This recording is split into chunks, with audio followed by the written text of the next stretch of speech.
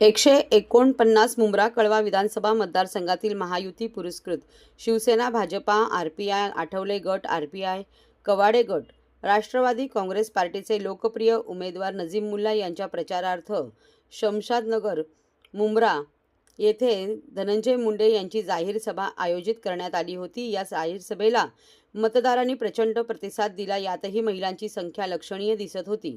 यावेळी राष्ट्रवादी काँग्रेस प्रदेश प्रवक्ते ठाणे व पालघर समन्वयक ठाणे जिल्हाध्यक्ष आनंद परांजपे, माजी नगरसेवक राजन किणी, अनिता किणी, मोरेश्वर किणी, रुपाली गोटे, आश्रिन राऊत, इब्राहिम राऊत, अजीज शेख, राजू अन्सारी, जफर नोमानी, मनीषा भगत, नेहा नाईक, संगीता पालेकर, ठाणे महिला जिल्हाध्यक्ष वनिता गोतपागर, युवक जिल्हाध्यक्ष वीरू वाघमारे, रिदा रशीद, शर्मिला किणे, राजा सूर्यवंशी, नसीम खान, काळूराम पाटील, दत्तू मामा आदी मान्यवर उपस्थित होते।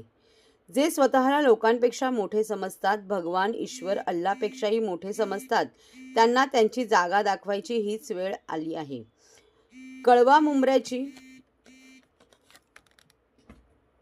ही लढाई गुरु शिष्याची लढाई नाही, तर योग्य अयोग्याची लढाई आहे।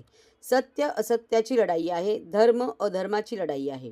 नजीबभाईंची ही लढाई लढण्यासाठी मी अर्जुन बनून आलो आहे। जितेंद्र आव्हाड हा माणूस दुतोंडी आहे। जितेंद्र आव्हाड यांनी भाजप बरोबर जाण्यासाठी पत्रकावर सही केली होती।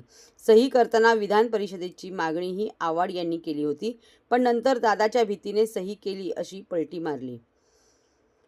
टोरंट कंपनीकडून इलेक्ट्रिकचा पैसा खाणाऱ्याला पराभूत करा, मग मीही टोरंट कंपनीला ठेवणार नाही असे वचन देतो। लाडक्या बहिणींना महायुती सरकारने मासिक 1500 मानधन सुरू केल्यावर त्याविरोधात बोलणारे महाविकास आघाडीने आता महिलांना 3000 रुपये देण्याचे जाहीर केले आहे। पण ज्या कर्नाटक, तेलंगणा, हिमाचल प्रदेश येथून ही कल्पना आणली, तेथील निवडणुका संपल्यावर 3000 रुपये देण्याची योजना बंद झाली। महाराष्ट्रातही माता भगिनींची महाविकास आघाडीकडून अशीच फसवणूक होऊ शकते। मुंब्रा कळव्याच्या विकासासाठी नजीबभाईंना निवडून आणण्याची हीच वेळ आहे। येत्या 20 तारखेला घड्याळासमोरील बटन दाबून नजीबभाईला विजयी करा असे आवाहन महाराष्ट्र राज्याचे कृषी मंत्री व राष्ट्रवादी काँग्रेसचे स्टार प्रचारक धनंजय मुंडे यांनी मतदारांना केले।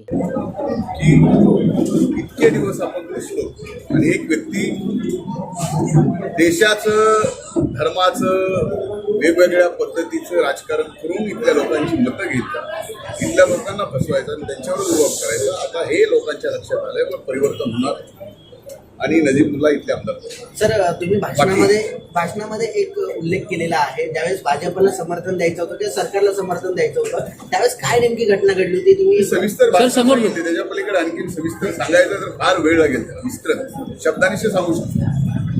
काय नेमकी ती घटना? घटना काय की ज्या वेळेस मी भाषणात सांगितलं तोच मुद्दा जर घेतला, एक सरळ 53 आमदारांच्या सह्याचा विषय देऊन भारतीय जनता पार्टीला समर्थन देण्याचा राष्ट्रवादी काँग्रेस पार्टीचा आदरणीय पवार साहेबांच्या परवानगी हा जो झाला, 53 आमदारांच्या सह्या, त्याच्यात जितेंद्र आव्हाडांची सही होती, ते सगळं होणार असं लक्षात आल्यानंतर माननीय अध्यक्ष विधानसभेचे यांच्या चेंबरमध्ये, अँटी चेंबरमध्ये माननीय मुख्यमंत्री, माननीय उपमुख्यमंत्री देवेंद्र भाऊ, अजितदादा, छगन भुजबळ साहेब, मी, आणखीन 1-2 मान्यवर नेते आणि इथले आमदार होते। त्यावेळेस ही परिस्थिती सत्य होणार हे लक्षात आल्यावर हात जोडून अशी काय दया करा म्हणत होती किंवा माझं तर आता मतदारसंघ गेला, आता तुम्ही मला विधान परिषदेत की वस्तुस्थिती एक शब्द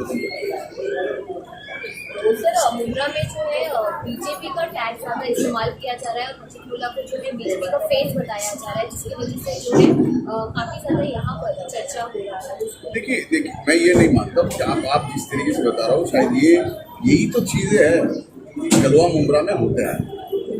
एक चीज़ का, एक पक्ष का, एक विचारधारा का विरोध बताना और गरीबों का वोट लेना, गरीबों को और गरीब करना और खुद ने अमीर बनना, इसके लिए ये भी जो जिस तरीके से राजनीति हो रही है ये बंद होनी चाहिए। सर, इस पे नीतीश राणे ने जो हाल ही में बयान दिए थे, जो अपना जीतेंगे 23 तारीख के बाद तो मस्जिदों से आप भूंगे उतार लो, ऐसा करके भी मतलब कहीं ना कहीं से देखिए इस चुनाव में की जा रही है, इसको लेकर इस चीज का हमने कभी समर्थन नहीं किया।